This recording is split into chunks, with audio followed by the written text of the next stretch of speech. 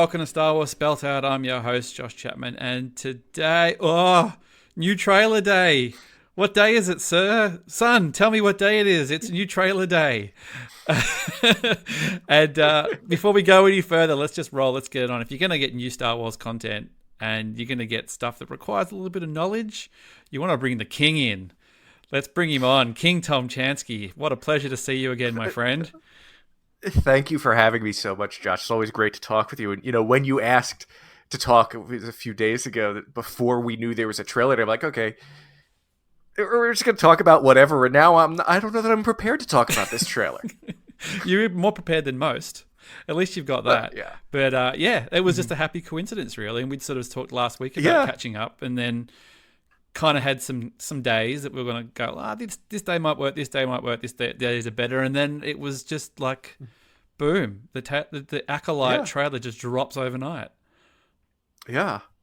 Yeah, it was very, waiting for it, because we heard the show would come out in sometime this summer, and okay, hope to get it soon, and then yesterday we found out it's going to happen. I think it was like within 24 hours. So that I like the quick drop. Do you like the quick drop, or do you prefer to go 3 weeks it's coming? Like, I'm impatient. I love the quick drop. Yeah, I'd rather that. I'd rather not know. Because I feel like that's too much. And I also don't like the trailer for the trailer. Here's 15 seconds. Right. Yeah. Yeah. I'm not a fan of that. Or the one that they do, YouTube's quite bad for this. Star Wars doesn't do it.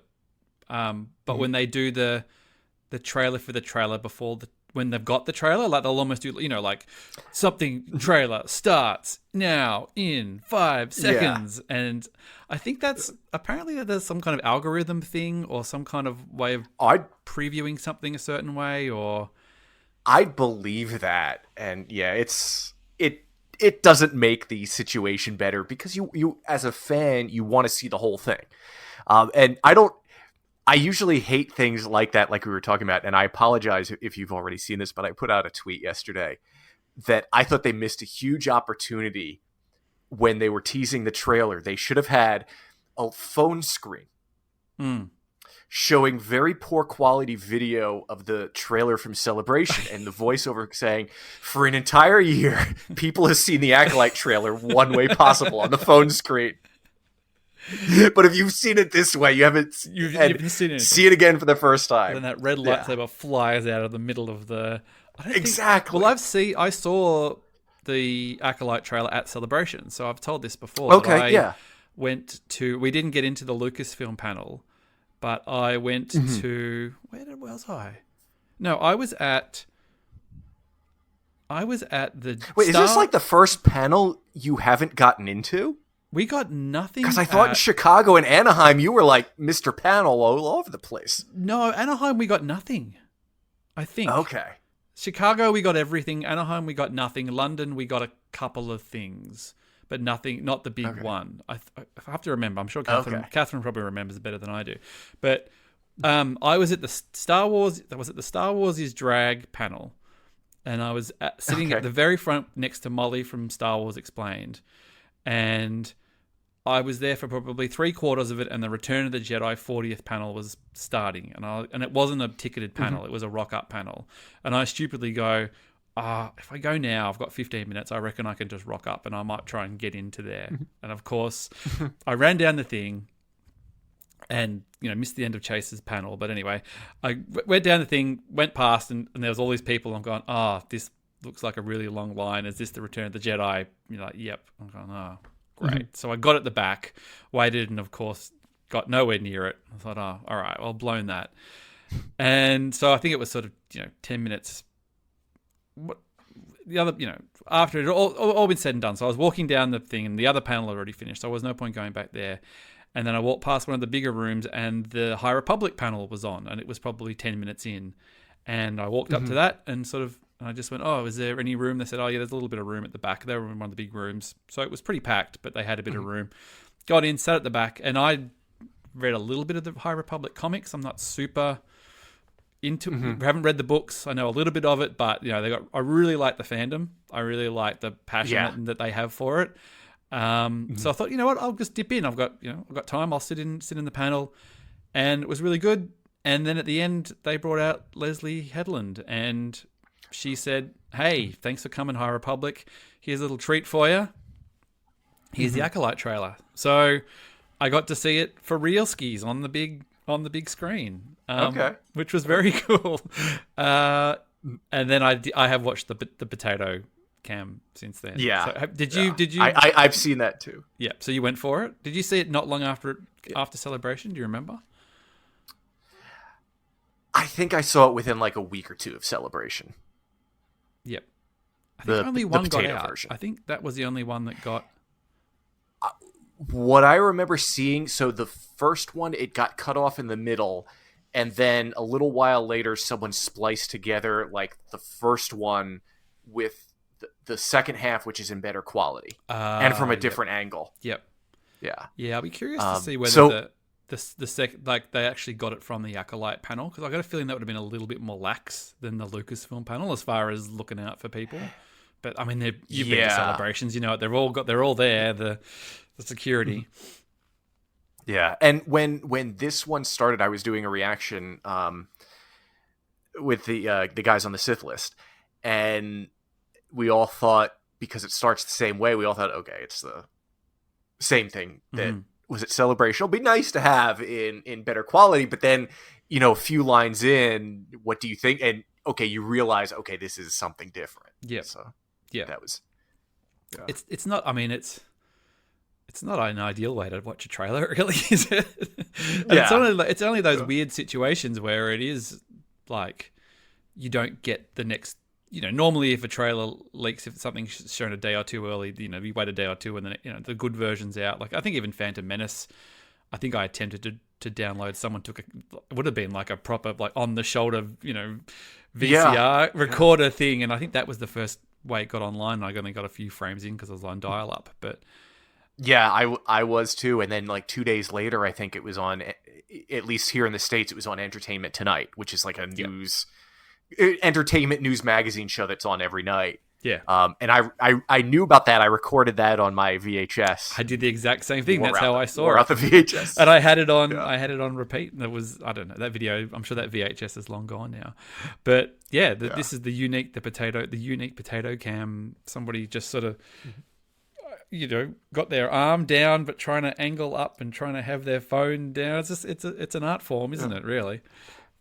Yeah. It did look like the one big shot at the end where they all were igniting their lightsabers. It looked like that was from the side instead of head on. Yeah. Yeah. There was definitely. So I watched the trailer and going, the start seemed reasonably similar. I haven't put side by side. I'm just going off what I've remembered, that there was a bit in the council with the younglings and things. That seemed like there was at least some of that in the original one. The Carrie-Anne Moss stuff in the bar or the saloon or wherever she is seemed quite similar. But yeah, the sort of the money shot, at least in the one at Celebration, was them all igniting the lightsabers, and it was sort of almost like that. Well, I think there was like a Knights of the Old Republic game trailer at one stage, you know, when there was about 50 red lightsabers that went up. It sort of felt like something like that. So when the Star Wars trailer drops, when you know, what do you plan your day around it? Do you have to go, I've got to make sure that there's nothing happening at it was 2 a.m. in Australia, so I literally just watched it when I woke up. So yeah, I try to. I'm lucky with my job where if I don't have like a meeting going on or anything, my time is pretty flexible where I can work, quote unquote, after hours or whatever. And, you know, I can also kind of schedule time for myself. So I saw yesterday that it was coming out at 11 local time here. So I just put, you know, a half-hour block in my calendar that basically don't bother me. Trailer time. We don't go into too much details, but let's just right. And then I worked a little bit extra today to, you know. That's all right, mate. I'm not HR. You don't have to rationalize yourself to be like, look, I made the time you never up. know who can listen. Okay? Yeah, I made the time up. Don't worry. You got your pound of flesh, as they say. Right. Exactly. Do you just go phone? Do you go, now I got to get the external screen, iPad, or are you just sort of? There have been times. So today I watched on my computer, which has like a 28-inch screen. And I did the reaction with the guys from the Sith List. And it was my first time like watching one with someone else. There have been times, I think for the Andor one. So I work remotely. Yep. The closest work location I have is like about an hour away from my house. And there was one time there where everyone from my team was in town. And so I had to go in that whole week. And the Andor trailer, I think they released at like 8 local time. And I had pulled off the highway and I was running like 15 minutes early. And I had gotten off the highway, the exit for my work, just because you never know how traffic's going to be. So I pulled into a gas station parking lot and I watched on my phone. I guess this vision of you, the way you're talking about, like, you're like Elwood Blues. You just like, you just pulled off to the, the car just got this cut across 15 lanes of traffic. You know, you've got your phone watching the Andor trailer, and then you kind of just pull back on across the thing. I love the going, oh, sir, you've just pulled over to a service station suspiciously in your car and parked at the thing. Like, what's going on over there, sir? Like, oh, just watching the Andor trailer. Star Wars trailer. Yeah, it's important stuff. Yeah, right. Yeah, it's yeah. I mean, the trailers tend to sort of, you know, we're quite lucky in Australia. We get the Disney Plus stuff in the evenings. They're back on that sort of. Ahsoka had the early drop, but for Bad Batch they've gone back to the old schedule. So it means that we still get the sort of 6 p.m., 7 p.m. drops here in Australia, which are quite nice. But when it comes to trailers, they're saying this is going back. They're saying Acolyte's going back to the Ahsoka timeline. Oh, is it? Yeah. Okay. So it's coming out. We still see Tuesday night. Yeah, it's still early for us, but it does mean that it drops during the day. So you do have a little bit of going, all right, am I going to stay off, or I'm going to try and watch it at lunchtime and watch it? Like Ahsoka, I think was a bit trickier because I tended to watch it sort of at lunch on my iPad. It wasn't like, oh, it's 7 p.m. The kids are going to bed. The lights are down.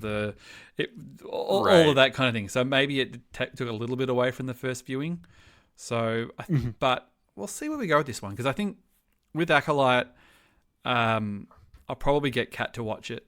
I think she'll be into it because she likes Russian Doll. Like, she really loved that show. Oh yeah. So that's the sell. I go, oh well, it's Leslie Headland who made Russian Doll, the show that you really liked.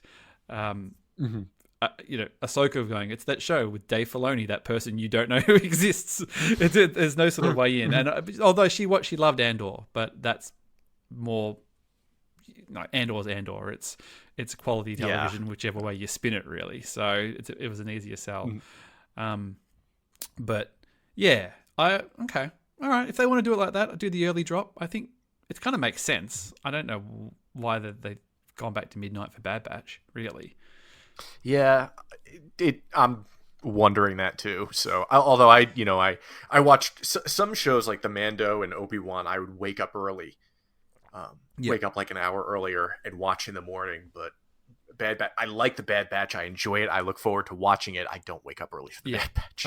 When I watch during the day. Hall's, who was on a few weeks ago, up to 1 a.m. or whatever it is, watching to do all the. I mean, I know he's got sort of Patreon commitments and all that kind of stuff like that. I'm like, oh man, it's just.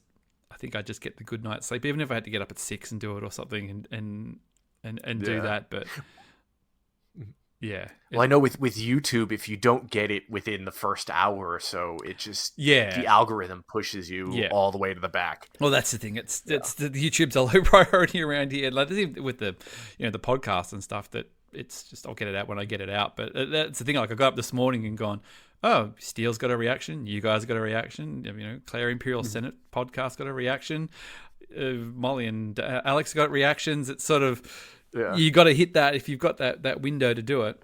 But again, it was still the middle of the day in America. So some people don't have the luxury of just being able to jump on the computer as soon as it happens. Yeah. Is that Araj cracking the whip for you guys? He's like, okay. No, I was the one who told him about it. I said, hey, you're doing a reaction. He's like, yeah, I think we will. I go, can I be on it? He's like, yeah. So I think he does crack the whip more for the other ones, the shows. Yep. But those are too late for me. Yeah. And I consider myself a nice night person, but they're on 3 a.m. here. Oh, it's the level of commitment, I can't fathom that kind of level of commitment. Like, good on you if you can do it, but it's a bit of a step too far for me. So let's backtrack. We've touched on it. What did you think of the trailer? Like, where are you feeling? Like, you're a High Republic guy. You read the books. You know the lore. You've got much more insight than most. I've been excited. So we heard about this show. I think there was like a rumor about it that Leslie Headland would be doing a Star Wars show set before The Phantom Menace. It came out a few days before it was officially announced. It was officially announced, I think, May 4th, 2020. So we've known about it for almost 4 years. And, I was intrigued by the idea pre-Phantom Menace. It's great that they're exploring another time period. It's great that they're tying it into the High Republic. And even with that, this gave me more prequel trilogy vibes than High Republic vibes. Yep. I love the notion that the Jedi think that everything is peachy keen. There's no evil. There's no problems out there. We've done it. Job done. Right. Because that's where they are in the prequels. And it will be I don't want to, because I've seen a lot of people retweeting that guy who's like, well, Kitty Mundy's, well, first of all, Kitty Mundy is an idiot and is wrong about everything he said. But secondly, that was the point of the prequels where, and I didn't realize this till after I saw all the prequels, but the Jedi were wrong. Yep. In what they were doing and how they approached the rest of the galaxy. And there is this evil out there, and how does this evil grow and take root? And I want to see, okay, how can they say there's a person with a red lightsaber out there and a bunch of Jedi are going up against them, but then also think the Sith are extinct? So it'll be, I have no doubt that they'll be faithful to that. Yep. I'm just very excited about this. And Leslie Headland, there were 2 articles out today, one with Collider, where she talked about if she gets a season 2, it's ready to go. Which is good. And That's the other encouraging right away, isn't it? You're just like, good. Yeah. Good. Yes, very, very happy to hear that. But the other was with StarWars.com, just talking about, where she was coming from. And she said something like, it's not the show you think it is. And I really think there's a lot we're not seeing in the trailer. But it's going to be deeper than I think we think it is. Yeah. Who is... Okay, Amandla Stenberg's character is the villain, but we know there are going to be 2 of them. Yep. Or at least 2 of them. So who's the other one? Where are these ties to the High Republic? Because like I said, other than for Nestra Rowe, there are no other High Republic characters from the books that are going to be in this. And we only saw her in a second in the trailer. Mm-hmm. So having her and just the era represented, that's going to be very interesting. It's I like the idea that, if anything, again, we don't really know the finer details, but when you think about where they are in the Phantom Menace, it just means that basically when this story is said and done, it's presented to them in a way where they are almost more smug than they were when they started. As in, they kind of just like, oh man, we took care of that. Like, we showed them we are the biz. Like, we had a threat, and we took care of it, and well done. And it could just be that they're just being played even they're being played even further back than they thought that they were, as opposed to where they think they start being played. They're actually, it's even a longer game. The game is even longer. Absolutely. And it is interesting because in the High Republic, so Phase 1 takes place, I think, 150 years before Phantom Menace. Phase 2 is a prequel taking place 100 years before that. Mm-hmm. And the Jedi are very different. Things are much more... I want to say, remember what Naboo was like when you first saw it in the Phantom Menace, and how everything was ornate and regal. Yep. And George's idea was that was like an artisanal time where by the time of the original trilogy, the universe or the galaxy became more utilitarian. Yeah, sort of industrial. And, right, industrial. with the Jedi and the High Republic, it's the same way where, Jedi spend forever sculpting lightsabers and they wear these ornate robes, and they do a great job in the books. Like, they work together in teams and they use the Force together. Yep. So it's more like they're just sort of sorry to interrupt. Is it more just like it's more regal and pretty because they're just not getting their hands dirty as often, or they're just because they work in groups? It's not as functional. It's more ceremonial most of the time. No, they're out there in the galaxy. Yep. And there are like outposts and temples on all of these planets.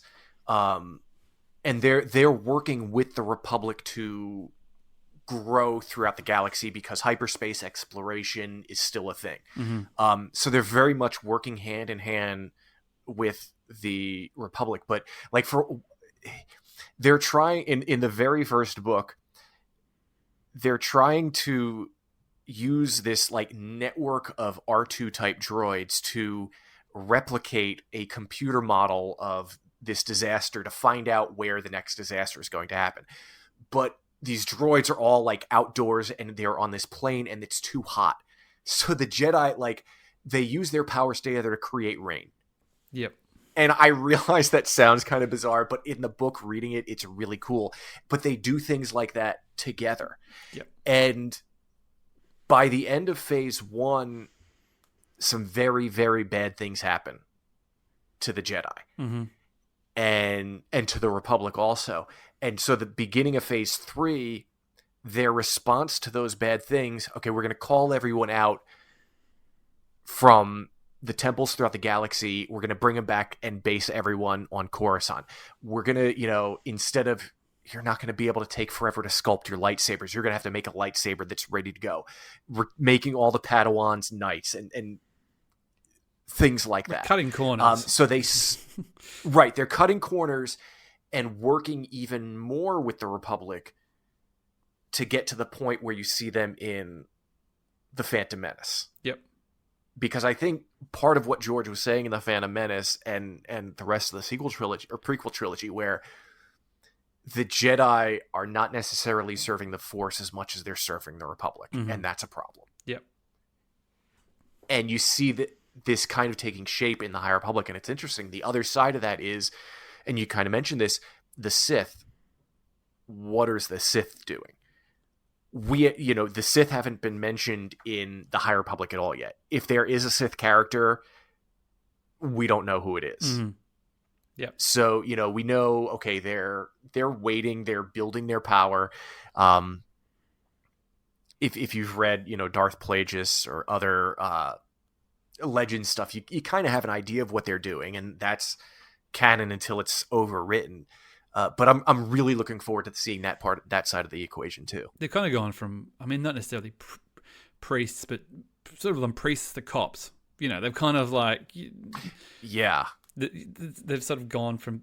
It's almost like that sort of, like the church is this, and then all of a sudden the church has got a bunch of knights, and all of a sudden they're out there waging wars and everything like that. Yeah, it's really fascinating. I love the idea, and I think like this show, and the criticism that Lucasfilm I think gets unfairly because his circumstances change of like, no plan, blah blah blah blah. This is a result of intricate long-term planning. Like it's of a huge thing of books and comics and stories and all sorts of stuff of getting this thing to hit timelines at certain points and come out, and this story influences this story, and this, a live action TV show it has to come out at a very specific time as well. And I know it's been sort of 4 years since it's been announced and stuff, but I think the production timeline has probably been pretty spot on to what they wanted to do. Even with a pandemic and a strike and everything that they've gone, and they've probably had moments where they've had to accelerate or de-accelerate certain other things around it because it obviously has to drop at a very certain time because people like you who already know the story also go, well, I don't know exactly what's going to happen because it's drip fed me the only information I need to know at this point in order for this thing to take off. Yeah, and while this takes place in the High Republic timeline, I don't know that it's going to necessarily answer or continue the High Republic thread in the books and the comics, because so this comes out in June and it will be over by August or the end of July. Mm-hmm. The High Republic Phase 3 won't end until next year. Yep.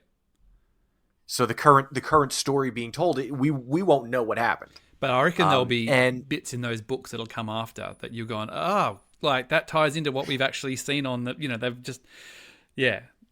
Yeah. But so like you're saying, I think they know what they're doing. They've planned this out because they've been working on this for so long. And yes, it's easy to say, I wish they had more of a plan, or they don't have a plan, especially when you go so long without movies.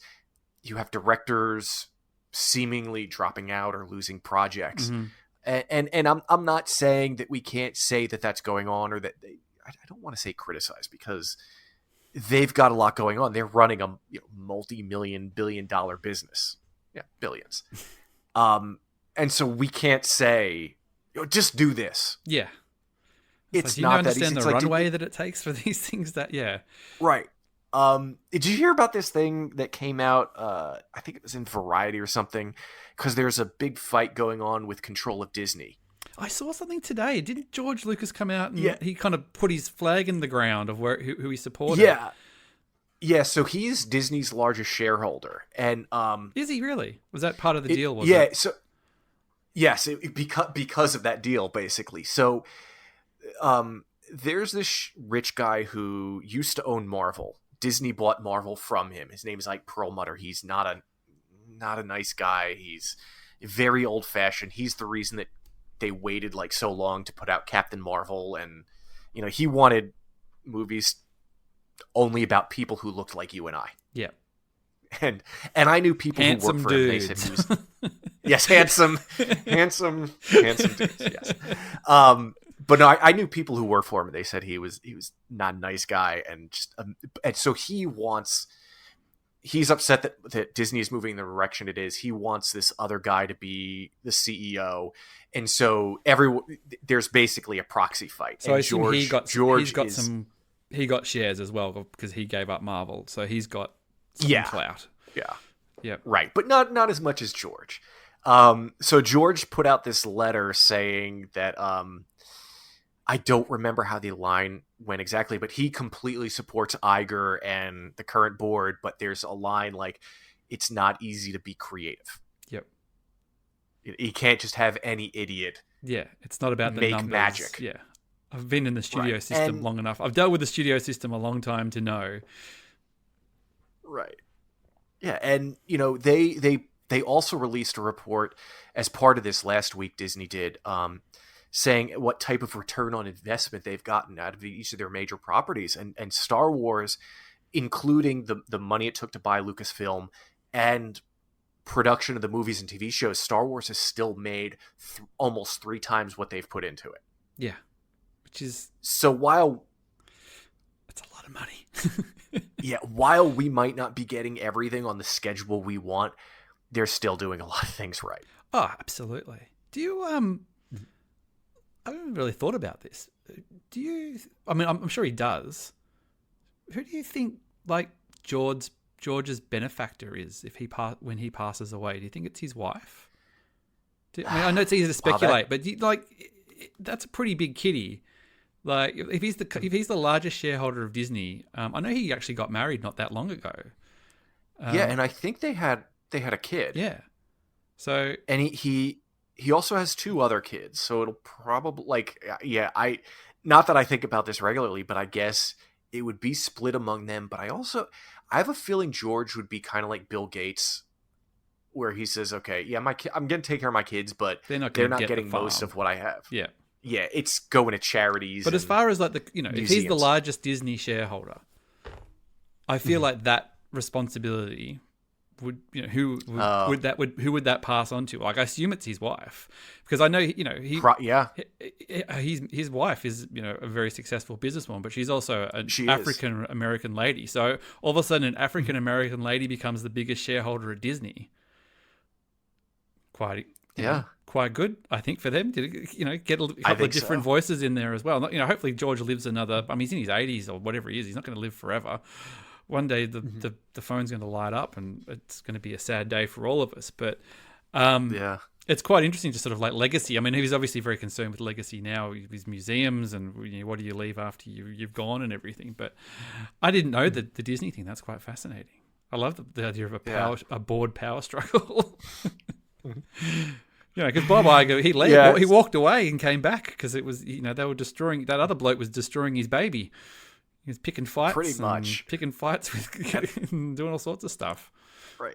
And I don't know that Bob Iger has made every move the right way, especially in regards to the strike and some of the things that he said. Yeah. But he's doing a lot better job than Chapek. That's right. Yeah. Yep. Yeah. Oh, it's just fascinating, is it? It's really just sort of rich dudes pitted against each other. And like you said, the creativity is a very low thing. There was a funny story in Australia the other day. We have our Australian Football League just started, like our season just started. So it's like the big, it's like when the NFL starts or whatever else, blah, blah, blah. But one of the things was that we have the Australian Football League, and basically all the different states have different football teams, and Melbourne, where it sort of originated, has the most teams, in Victoria. And the state of Tasmania, which people will know is down the bottom, has never had a football team before. It was always like a little state, considered too small a market, even though it was always a traditional football state. They've always supported and played their game. So they decided that they were going to award them a license. So in 2 or 3 years, Tasmania is finally going to get a football team. They've been waiting 100 years. Great. What do you call the football team? Well, the most famous animal from the Tasmania is the Tasmanian devil, of course. Right. So that was sort of a given. And then this week they announced the colours and the logo and the name and everything. And of course it was the Tasmania Devils, and they're wearing their traditional state colours, which is green and whatever else. But the problem was at the time was that the copyright, or the sort of global copyright for the Tasmania Devil, actually already existed. And it was that Warner Brothers, the thing. And at the time when it was sort of announced that they were going to have the club, they hadn't announced the name yet, but people going, well, obviously it'll be the Tasmania Devils. It's sort of like the animal from there. It's unique and blah, blah. And it kind of came out that the copyright was owned by Warner Brothers. There was a bunch of Australian politicians going, oh, well, it's our bloody animal. You can't. So anyway, long story short, they got the name. It's the Tasmania Devils. They showed the mascot, and the president of the club was talking about the negotiations with Warner Brothers. They said we had to basically talk to the executives at Warner Brothers. I don't think it's quite, what's his name? Who's the guy who runs Warner Brothers now that everybody hates? Is it Zaslav or something like the guy who's cancelling movies. They said that... Yeah, he's throwing movies in the trash. Yeah, they said that basically the negotiations with Warner Brothers went a lot smoother and a lot quickly when they discovered or were told that it's actually a real animal. Oh yeah. So they couldn't understand why they would want to name their football team after they assumed they just wanted to name it after their thing, and they went, no, dude, it's an animal that has existed forever. You can't actually copyright flora and fauna as well. So you've got to give it off. You've got to give us the name. There's not much you can do about it. It won't be the guy with the little Taz with the T-shirt on it or whatever it is. Spinning around everywhere. But I'm sure they'll still make something that people will buy merch of. I'm sure that there'll probably be some. They'll probably, if there's an opportunity to make money, I'm sure that there'll be some weird sort of tie-in and things. But right. Yeah. So Acolyte, it's here in a few weeks. All of a sudden, we get a brand new Star Wars. This is like brand new. This is the most brand new that we've had. Is this the most brand new Star Wars thing that we've had ever? I think so, because it's not... It's got nothing. It's got no... I mean, I guess maybe Yoda? Yoda could be in it. Yaddle. A few of the other Jedi Council members from Episode 1. But yeah, it really... They're not selling it that way. No. And, that's something I haven't thought about, and that's a really good thing, because now we're getting this... And then later this year, we're getting Skeleton Crew, which is also something totally new. But I mean, this has no like nothing. Like I'm just going. I'm running my head back through projects like Mandalorian, obviously. Just take place. Us, the Return of the Jedi. It's got a lot of ties. Ahsoka, existing characters. Andor, existing characters. Book of Boba Fett, existing characters. Solo, the movie, the sequel trilogy films, like this, even prequels. Like this is the blankest slate since original Star Wars. Since I think A New Hope, as far as going in and not knowing any connection to the characters. Like you said, even if you've read the books, there might be one character currently that you know is in there. It's quite the blank slate, which is exciting. I hope they, I think it's very exciting. This is what Star Wars needs to do, and I hope they find a way to communicate to people who don't pay as much attention as you or I do that, hey, this takes place 175 years before Episode 1. Yeah. I mean, I don't care if they have to have Kathy Kennedy come out and say it before the episode. Like but they little like Star Wars, like Star Wars and black screen. Then Kathy walks out. Hi, I'm Kathleen Kennedy. I'm the president of Lucasfilm. The Acolyte is an exotic story. She just has one of those like little that stands with she just pulls the page over the thing and she's like she needs a pointer stick. Yeah, like she's just got some figures and General things. Madine and his command staff pointing to like a timeline or something. She's like, this is where we are. We're here. I think it'll be like some text of saying, the Jedi were once a blah blah blah blah blah. There'll be some scene setting, I think, but they obviously don't do it. They don't give a lot of context, but it should be enough. Hopefully, look it up, right? If you need to. Yeah, I don't know. Yeah. Maybe you'll just. I always kind of, when a new Star Wars thing drops, I just sort of. I'm sure you're the same. You're the Star Wars guy, either in your family or your group of friends, and a few text messages might come your way. What's this all about? Who's this person? Where's that guy who looks like Boba Fett? Yeah. I'm sure we're gonna get some of that. Yeah, it's like, no, it's a whole new thing. But I am for the Kathy Kennedy just walking out. Hi, I'm Lucasfilm's Kathy Kennedy. I love the idea of a blank slate. And hopefully we see some stuff. We see some merch. We see some. Oh yeah, some figures. Some of like the Wookiee Jedi. I'm really looking forward to that. So. Yeah. There is a Wookiee Jedi in the books. In the High Republic, there is. It's not the same one though. Yeah. No, it's a different one, and that is Buryaga in the High Republic, and they released his name today. I can't remember what it is off the top of my head. Yeah, the the Acolyte one, but totally different. More Wookiees, and that's is that Eunice as well, who played Chewie? Yes, he's playing this new one. Yeah. Oh, good. He can just be the go-to Wookiee guy. I think that's right. I don't think anyone's going to mind too much if you played two Wookiees. I'm sure he's always wanted to swing around a lightsaber. Yeah, well, I mean how cool is that for him? I mean, you get to be Chewbacca, and you get to take over an iconic role, and probably in the best way possible, where you were sort of given the blessing of the guy who did it before, Force Awakens, where it was sort of like, well, Peter's going to do what he can, and anything that he can't do because of his mobility, Eunice will do it. And then he took over the role and kind of perfectly, seamlessly, everybody was very happy, respectfully.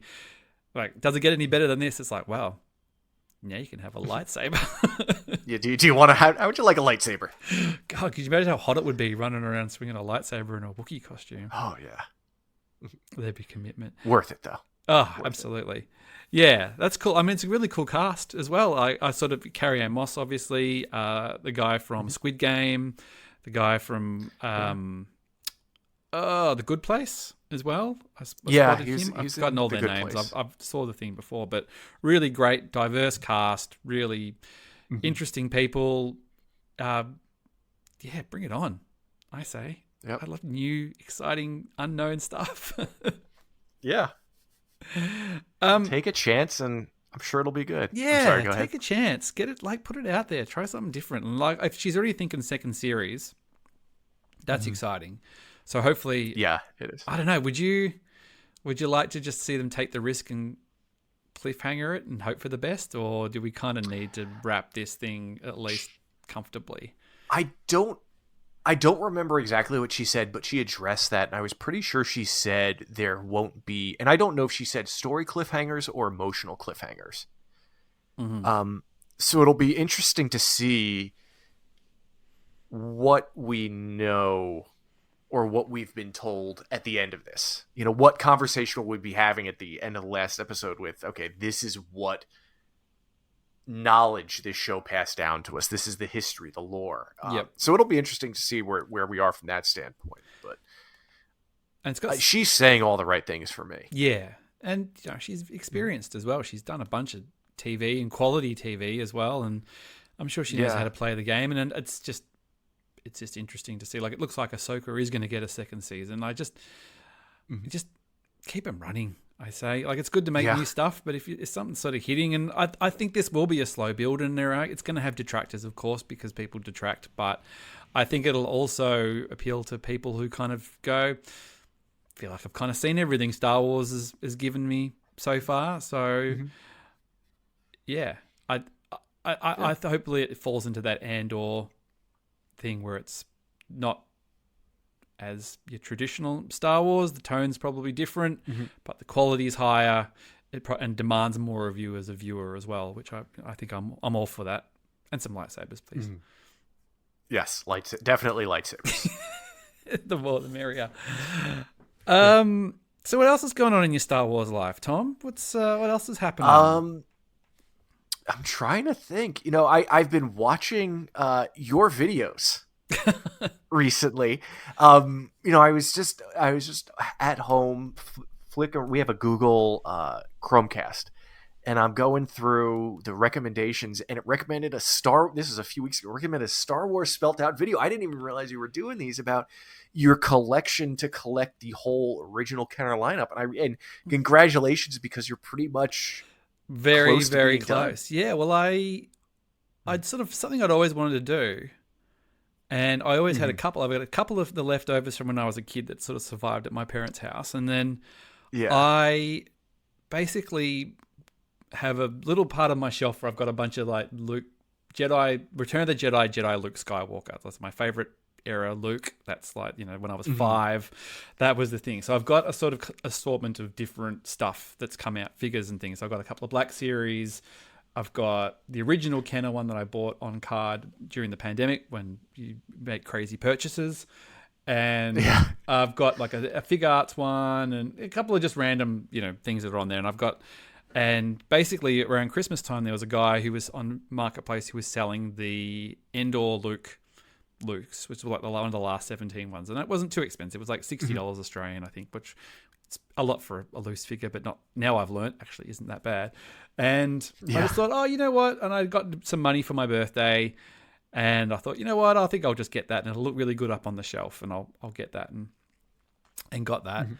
And that kind of just sort of sparked the thing of going, maybe this is the year I start having a look around, and you start looking at Facebook Marketplace and stuff. And there was a guy selling a lot, and he had about 40, 45 figures, and it wasn't too bad. And I thought, well, that'll be a good sort of starting off point, and then I can just slowly increment. And then, as you've seen, if you've watched the videos, it all just sort of started ramping up. And I've got friend of the show, Matt Mole, who's in Sydney, is very much a bad influence and was sending me links and enabling me and encouraging me to sort of do things and spend money.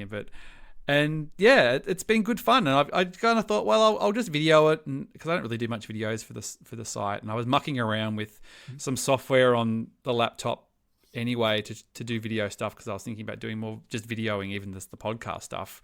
So I thought, this will give me a chance to try to figure out how to get that to work. And it's really just me getting stuff from the mail and opening it up and going, oh, look, it's a 9num or whatever it is, which has been quite fun, except for the one video, I don't know if you've seen, Tom, where they're all so meticulously packed and wrapped in individual bubble wrap. It took forever. It took me about a minute and a half. Waiting for Han to melt out of the carbonite. Oh my God. And I was really conscious. I didn't want to go too crazy with the scissors and chop their heads off or do something. But yeah, so it's very close. So I've got them up on the shelf at the moment. I can't quite. Can I?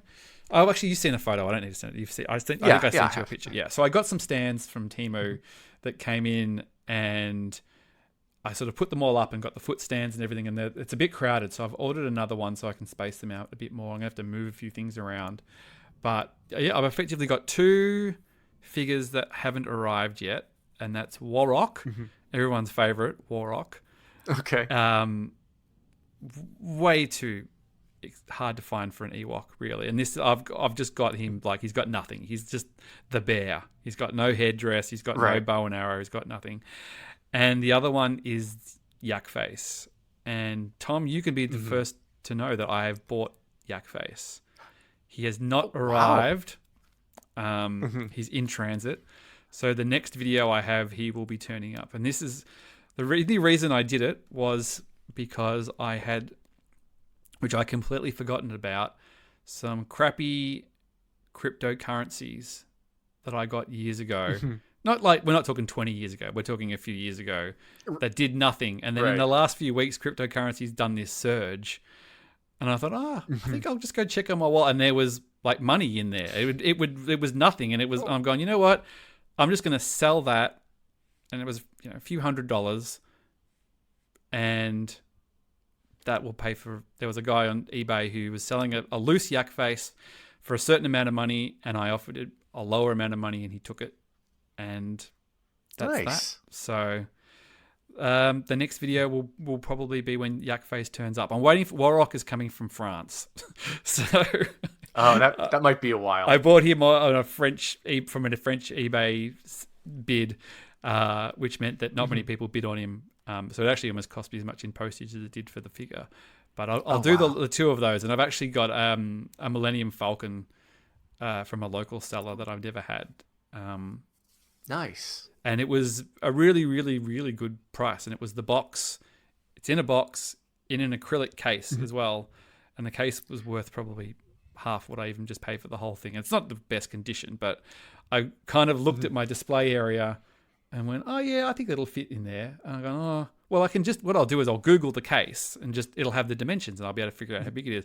I'm way off. I don't know where I'm going to put this thing. Oh. The box is huge. I think the box is like 50 centimeters high or something, and my shelving is like 30 something. I'm going, all right, that's the new shelf.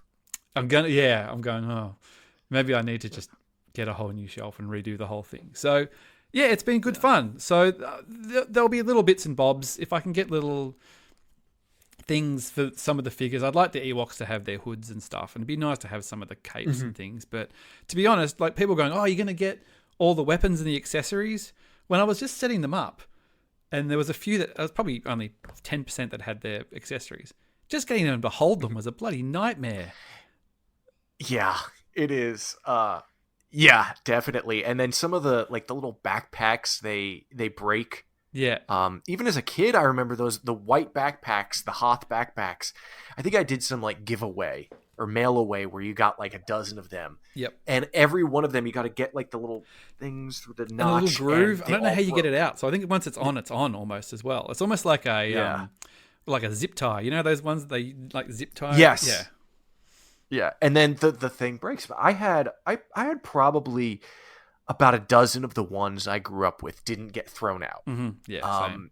And over the past 5 or so years, I've been slowly, if I'm at a show and I see some, or a store that has some for sale, I'll pick them up and I'm more focusing on characters I like rather than just the whole lot. Yeah, Hoth. Yeah. I'd love to get the whole lot one day, but there are just some that it don't just need accelerated. It right now. It was just happening so fast, and and if I saw a deal, I'd go, all right, well, that's a good deal. I should just do that. And then I just found myself on a Dutch toy store, looking through things because I'm converting euros in my head, going, oh, these are only €3 a figure. If I do, that's only like $6 or $7 Australian dollars a figure and I wasn't too concerned. Like I said, they had to just be able to stand up and not be absolutely terrible shape. Didn't matter if they didn't have the weapons and things. So I've gone, if I get X amount and that'll cover the postage and everything else. And yeah, I've cleaned up the ones I've gotten. I mean, most of them have been in pretty good condition. I've cleaned them up, and I've read that this this spray that you use on like your dashboard. That's good to put on it to protect them, to keep the like the Armor All or stormtroopers whatever and they scout call troopers it. from getting yellow. Yeah, Armor All. That's what it is. Yeah. I've been doing that. And then the other thing I've been getting that I loved, the micro collections, the original the Kenner die-cast they were they had the small die-cast figures, and then they did some like an X-wing and TIE fighter, and then they did Hoth, Bespin, and the Death Star. And so I have the complete Death Star, the complete Hoth, and the X-wing and TIE fighter. And the one thing about that is, and I think this might be where you and I are different, the TIE fighter came without stickers. So I bought repro stickers and put them on. Yeah, I haven't gone down. I mean, I was looking, I was talking about getting that Warrock figure, and he hasn't got his hood. And I was looking on like eBay, and there was a guy saying like $120 he wanted for the hood. And I'm like, there's no way in hell I'm buying that. And I'm going, but there were some repo hood. I'm like, if I can avoid it for the time being, it's more just because if they get mixed in, I'm just gonna, not be able to keep track of them and stuff. Oh, the thing was like one of the more expensive things that I did buy, which sort of went against everything that I was going to do, was I got a Jedi Luke Skywalker with the blue lightsaber. So, which is what sort of like, because I think standard one was he came with the green one, obviously, and then I think very early on he had a blue one, and they're quite hard to come by. And the price was a lot, but I did some research and it was good for what it was, and I got it, and like great, all right, I'm going to commit. And I did the thing, and I set him up and did all the stuff. And then, as I sort of set him up, I looked over onto like out of the corner of my eye on my shelf, and I had a retro collection Obi-Wan Kenobi from the Obi-Wan Kenobi show. And he's holding blue lightsaber. And I've gone, and I went and I grabbed it and I put them right next to each other just to sort of compare. And there are differences, like the handle sticker, and I'm not even sure if it even says 2000 and whatever on it, 224 on the other one.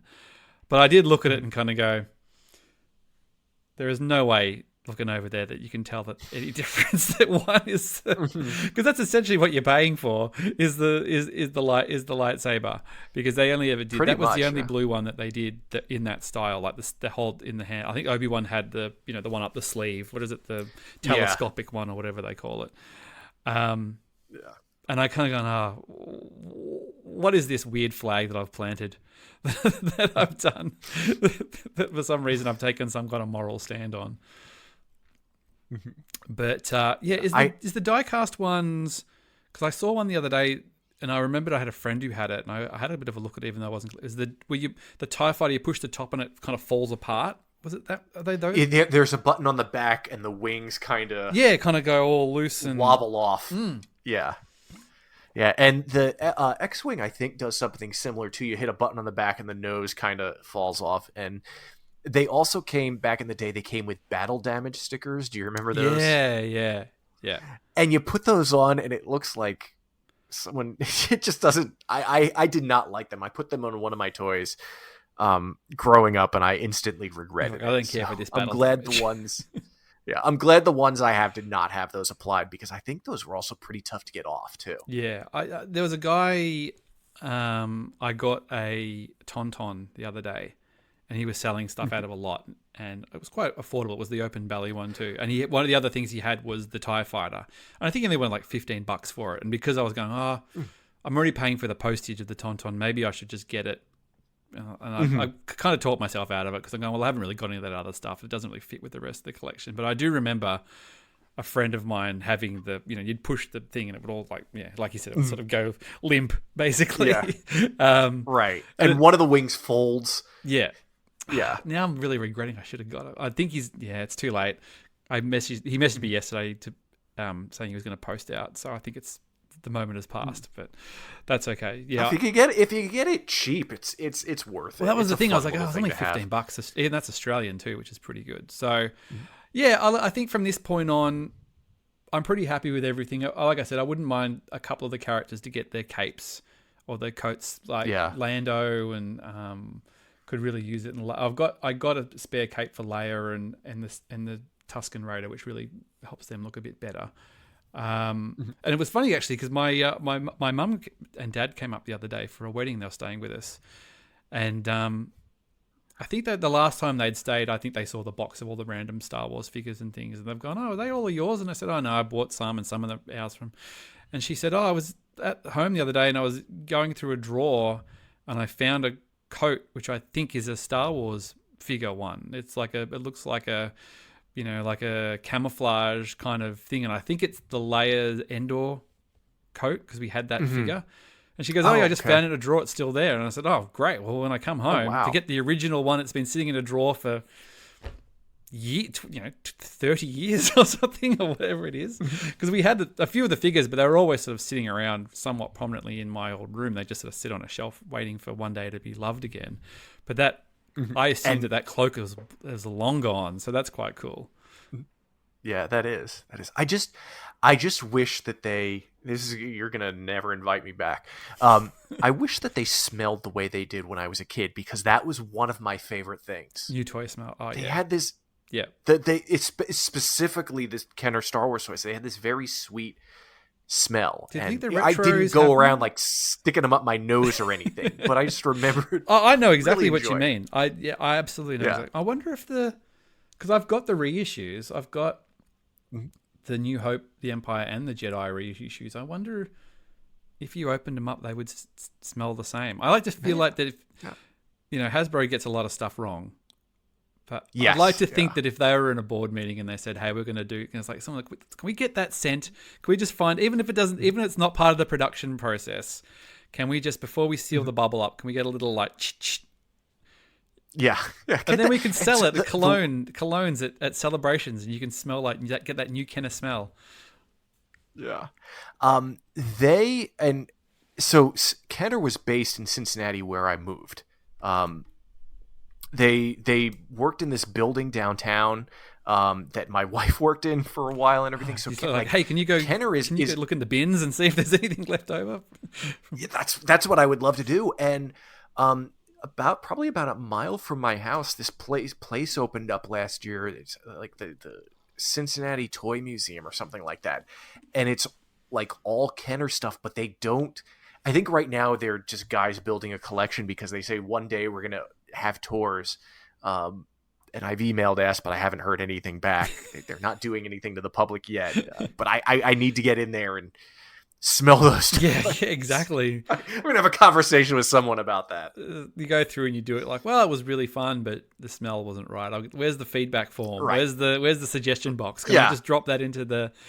Yeah, you could do like car air fresheners. You could hang it from your window. You could have a little like. People go about new so car many smell. of those. It's like, oh no, it just smells like new Kenner. Like I've just cracked old open toy smell. Yeah, that's the thing. Like I've got the original ones that I've still got. So like my Darth Vader is the original, and he's been naked for a really really long time. So I'd like to get him a cloak and a lightsaber, but I'm going, if I can get him a real one, I'm probably going to have to get a complete one. Strip him off and put the cloak on my original Vader. And then do something like mark the other one so I don't get them mixed up or something. So I always make sure I've got the... My Obi-Wan is the same way. It's mine that I grew up with. No lightsaber, no vinyl cape. Yeah. And that's the thing. Like that's why it's like, oh, well, if the Leia poncho is actually the OG Leia poncho, that's great. That'll be literally the only accessory that survived. None of those other ones definitely had nothing else that came with them. To think that an accessory, which are always the first things that you lose. Yeah. They get lost in the thing. Well, it's funny because I was on, I was going through when I was putting them up, I know we're about to wind up here, and I was digging through the box where I'd been keeping everything, and I was like pulling out the weapons are also at the bottom, and I've got this little checklist thing that Turbo gave me where it's like the photo of the figure and all the accessories. So I've been able to mark off as I go all the things I've got. I've gone, okay, here's this blaster. Okay, yep, that's 4-LOM's blaster. Okay, yep, I'll give that to him. Oh, that's IG-88. Yep, that's his. Got it. And I got to the very last one, and there was this blaster in there, and I've gone, oh, I can't. What is that? I'm like, oh, is it the Biker Scout one? No. And I was looking at the thing and I couldn't find it. And I go, that was in the box, and that's really weird. And so I went on to one of the collecting groups in Australia and just took a photo of it and said, hey, like, this was in the box with everything else. Does anybody know who this belongs to? It's on the checklist. And someone's going, oh, is it this? Like, no. No. Is it a repro? It's like, no, that's not it. Have you tried this? And then eventually somebody goes, I found out what it is. It's the blaster that comes with the Retro Series Obi-Wan, the one I was talking about before. And it must have just somehow fallen from another shelf into the box of the other stuff, or whether I've just picked it up with other things and, it's just gone in the bottom. And you think it's this great find. Yeah, and I've got, wow, it's not. And I've got, you know what? I just gave it to Luke X-Wing because it looks like a Luke blaster from a distance, even though it's slightly different. So there is a repro. Well, it's not technically a repro because it's an original weapon. It's not one of the other ones. So that's the way I look at it. But, just like that, Tom, we burn through time. Just time, time is a construct. I know Sith List usually goes as long as it has to. But our intros do, at least. Yeah, right. But this is Sith List. We probably wouldn't have even got to Les right now. We'd probably still be, talking about Booze Week or something like that. But obviously, you're a big part of the Sith List. You're the Star Wars guy, you and Struthers. But do you want to tell people about what you've been up to and about the pod and anything else you got going on? Yeah, we record every Wednesday. Raj releases new Sith List episodes on Thursday. We have Patreon shows. I do shows for that. I also I'm on Patreon for Blue Harvest and Steel Wars. And you can find me on Blue Sky and Twitter at Tom Chansky if you want more of my nonsense. I promise I won't be weird about how Kenner toys used to smell or anything like that. We didn't even get onto X-Men or Weezer as well, which is two of your other passions. So we have to come back again and we can cover that stuff in more detail another time.